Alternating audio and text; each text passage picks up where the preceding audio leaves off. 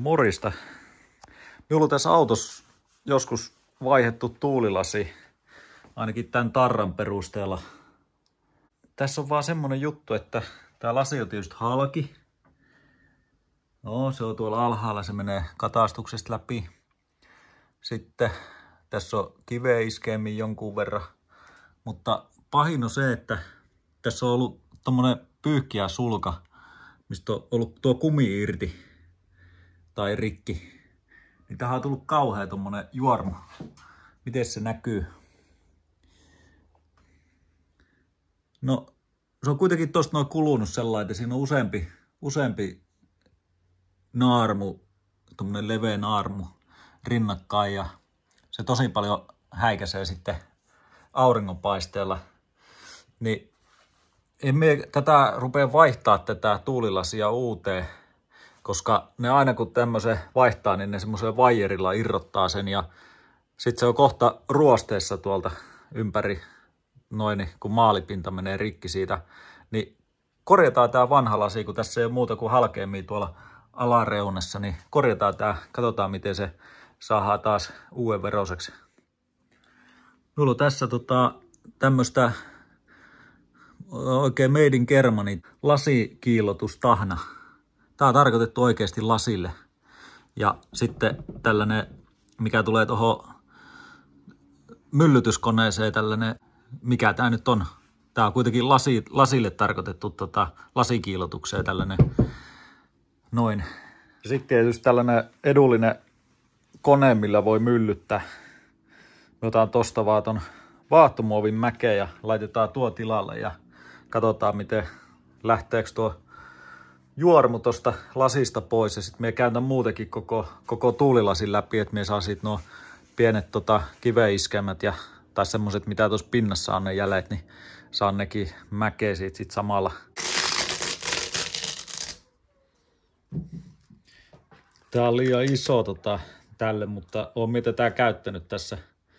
Pitää vaan sen sellainen suht vaaterissa, niin se toimii kyllä vaakatasossa, niin pelittää.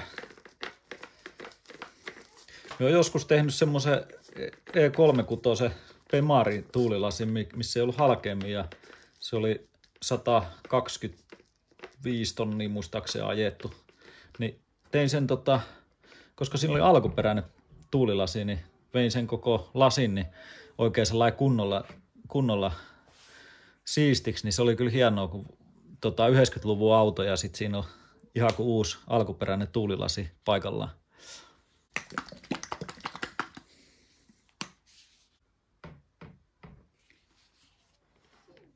En kyllä yhtään muista, että millä nopeudella tämä oli hyvä vetää, koska tämä kuumuu niin paljon, että se saattaa haleta se lasi siitä kuumuudesta, niin sitä ei voi liian kovaa pyörittää ja sitten se pitää olla tarpeeksi paljon tahnaa tossa, että se vähän jäähyttää se, että se on kostea.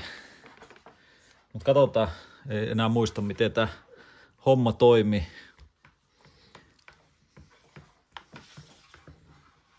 Ei oteta liian isoa aluetta kuitenkaan kerralla.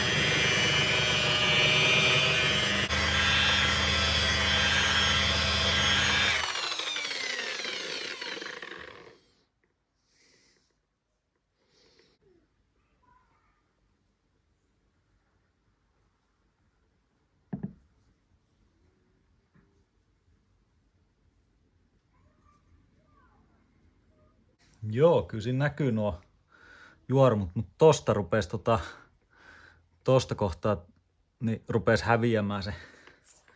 Testataan, laitetaan vaan lisää tahnaa ja katsotaan, että lähteekö tuo, se kyllä lämpesi tuo lasi jo tossa jonkun verran.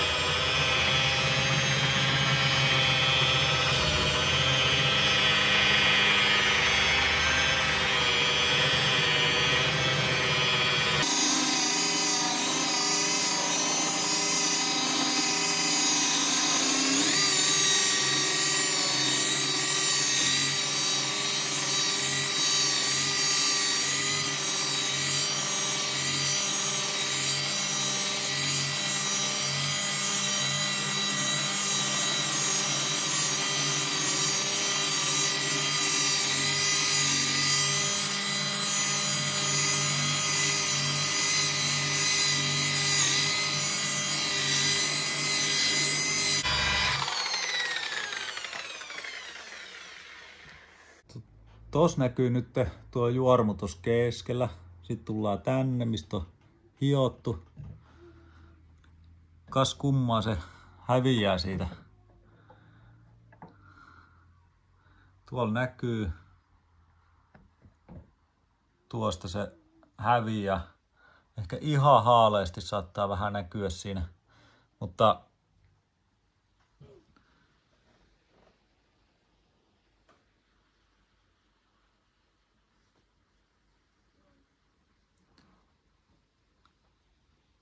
sellaisen häviää siitä. Siitä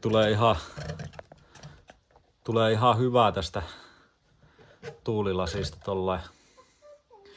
Että ei välttämättä kannata joka naarmun takia lähteä vaihtamaan lasia, koska sitten ne kuitenkin ruostuu, kun tuolta noin irrotetaan tää ja tuhotaan tuo maalipinta tuolta lasin reunasta. Tässä on auringonpaiste, mutta nyt jos katsotaan, tää on tästä puolesta välistä tänne päin, niin hiottu.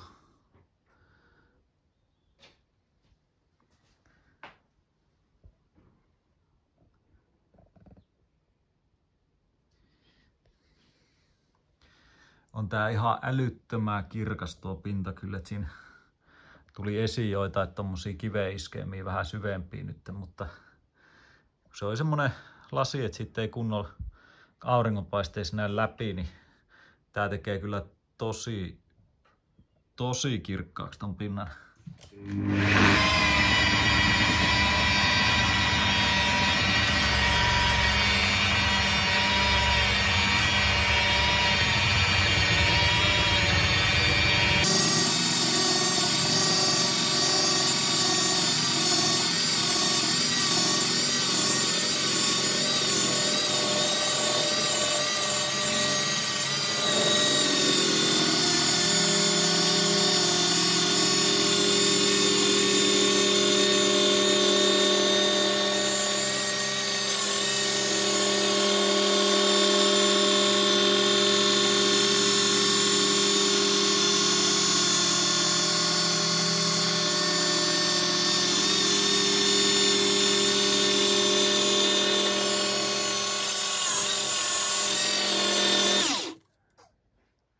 Eihän siinä sellainen, että jos ei muuta, niin ainakin lähtee puhtaaksi, että vähän paremmin kuin jollain lasipesuaineella.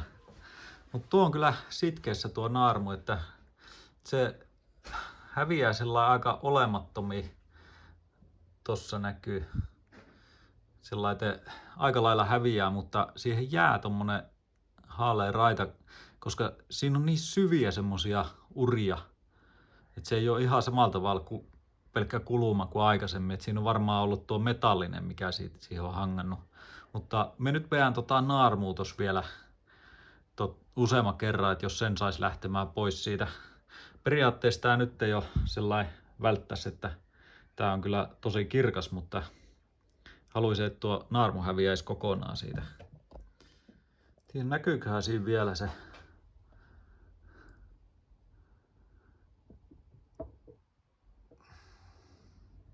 Kyllä mä sanoisin, että se on nyt niin kuin lähti siitä pois. Varmaan jotain valoa vasten pikkusen näkyy vielä, mutta ihan riittävä vanha lasi.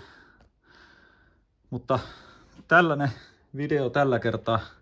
Tuo mun mielestä ihan hyvä tapa korjata noita. Ja sitten sivulasei kanssa, jos tossa niinku tulee pystyjuormuja sinne vanhaan autoon, kun sitä laskee ylös alas hiekkainen ja lasi menee tuolla tiivisteitä vasten, niin ne saa kans hiottua tuolla pois. Mutta kiitos kun kattelit video ja pistä kommenttia, ja jos tykkäsit yläpeukkuun ja kanavatilaukseen, niin palataan taas seuraaville videoilla asiaan. Morjes!